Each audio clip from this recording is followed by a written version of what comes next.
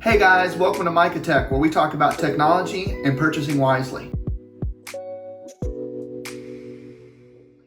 Today we're going to talk about the M1 iPad Pro.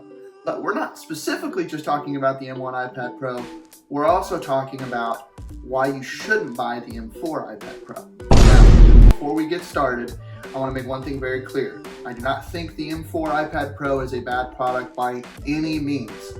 There are a lot of great use cases for it. If you're a graphic designer, I know that you probably ran and grabbed one as soon as it came out. And if it was me and I was a graphic designer, I would have done the same thing.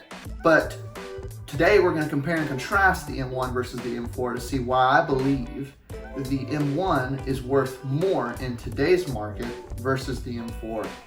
So let's talk about my experience with the M1 iPad Pro. I've had my M1 iPad Pro for 21 months. In that 21 months, I have used it to order for my old job. I've used it to video edit. I've used it to photo edit. I've used it to watch YouTube. I've used it watching movies on a plane. I've used it to manage my calendar.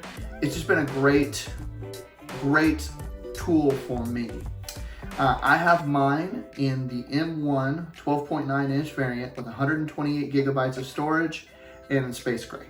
Also, it's only Wi-Fi only. It's the base model M1 that you could get. When I bought it, I paid, I believe, $900 and some change for mine. I also have the Magic Keyboard and the Apple Pencil 2nd generation.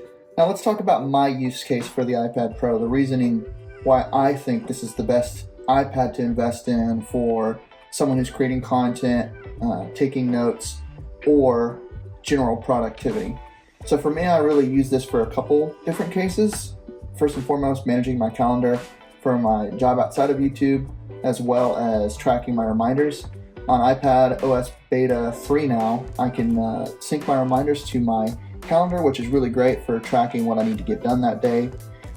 In addition to that, I also have my reminders that I work with over here. I share it with my wife. We put pretty much everything from when bills are due to goals, fun and trips to our grocery list.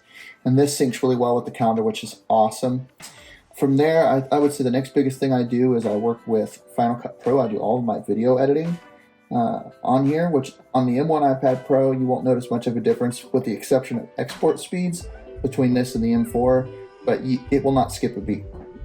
So overall, I think these are some great cases for why the iPad Pro, especially the M1, will do everything you need it to do. The differences between the M1 iPad Pro and the M4 iPad Pro are as follows. Number one, different displays.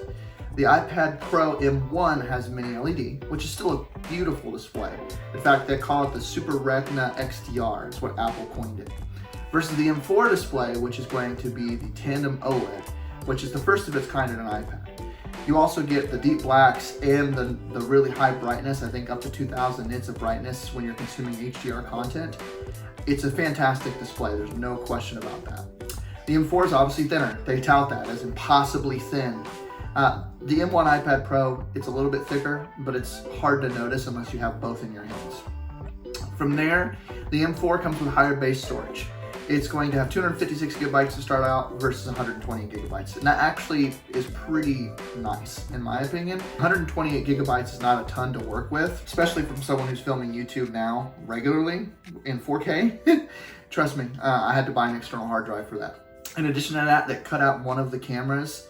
Now you just have one regular 12 megapixel sensor with a LiDAR, whereas the old M1 iPad Pro has two sets of cameras. I believe it's the ultra wide lens. If I'm wrong, correct me in the comments. In addition to that, the accessories are different on the M4 iPad Pro. You have a new Magic Keyboard that's made all of aluminum. It's way sleeker. It's got a set of function row keys, and it's just generally a better design than the original Magic Keyboard that I have on my M1 iPad Pro. In addition to that, you have the Apple Pencil Pro, which has the swivel feature. When you put it in your hand, basically you can barrel roll it. It's got the hover feature that came in the M2 iPad Pro. But other than that, it's basically the same type of pencil that the 2nd generation one was. In the end, the M4 iPad Pro is fantastic. I'm a huge fan of it. I think the M4 iPad Pro is a great piece of hardware. I think that anybody who would want to purchase it, I can completely understand. If I had the money and I could just go out and buy whatever I want, I'd probably purchase it too. But the issue is that you're spending for the similar setup to what I have just in an M1 chip, you're spending about $1,800. And that's a lot of money when the software doesn't add up. When iPad came out in 2009, I believe, Steve Jobs had a vision for what the iPad was supposed to be. Is there room for a third category of device in the middle, something that's between a laptop and a smartphone? The bar is pretty high. In order to really create a new category of devices, those devices are going to have to be far better at doing some key tasks. They're going to have to be far better at doing some really important things. Better than the laptop, better than the smartphone. What kind of tasks? Well, things like browsing the web, doing email, enjoying and sharing photographs, video, watching videos, enjoying your music collection, playing games, reading ebooks. So,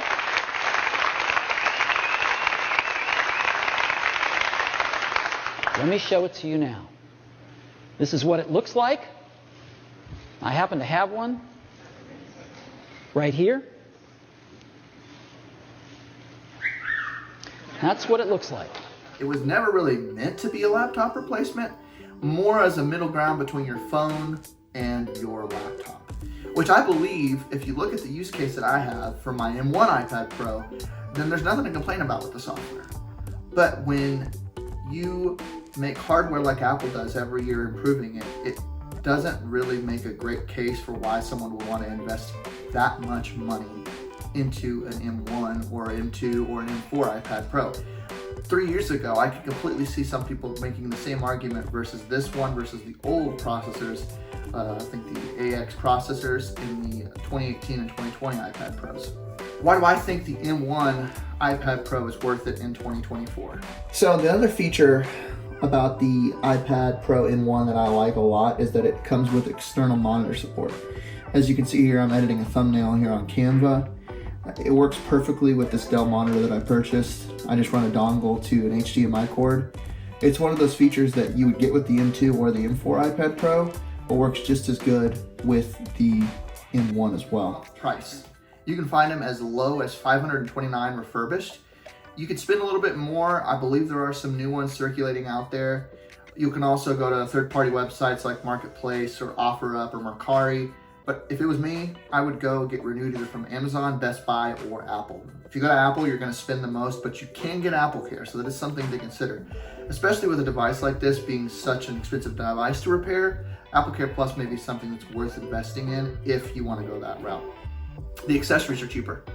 The Magic Keyboard got a price drop from $349 to $279. Sometimes you can find it as low as $200 on open box through Best Buy. So it's great if you need the keyboard, which I think is an essential part of the setup. Apple Pencil 2nd generation has dropped as well. It's now $79. $79, I believe, Target, Best Buy, and Amazon right now. It does everything that the Apple Pencil Pro does minus the barrel roll feature, and it does not hover. That is it. Everything else is the same. It's still got the double click to switch from pen to eraser. It's still got the pressure sense. It's almost exactly the same. It still has Apple Silicon in it. It's going to have the M1 chip versus the M4 chip, which I know if you take it to Geekbench or if you run speed tests, the M4 chip is significantly faster. But at the end of the day, what are you going to be doing differently on your M4 iPad Pro that I'm doing on my M1 iPad Pro? 99% of the time, it's not going to be much different. The maximum that you're going to push this iPad to is when you're doing video editing or audio editing. And I use mine to video edit all the time, and I can get a 5 gigabyte file out in 2.5 minutes exported so that I can put it on YouTube.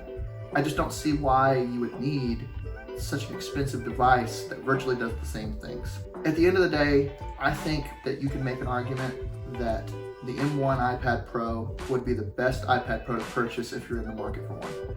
If you're a creator, if you're somebody who wants to have a portable laptop type replacement for work or for personal use, I think the M1 iPad Pro is the way to go until the software gets updated to where it would make sense to purchase hardware like the M4 iPad Pro.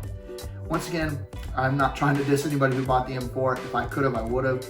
It's just one of those things where I think in today's world, the M1 iPad Pro has a lot more value for your money than the M4. Thank you guys. Have a great day.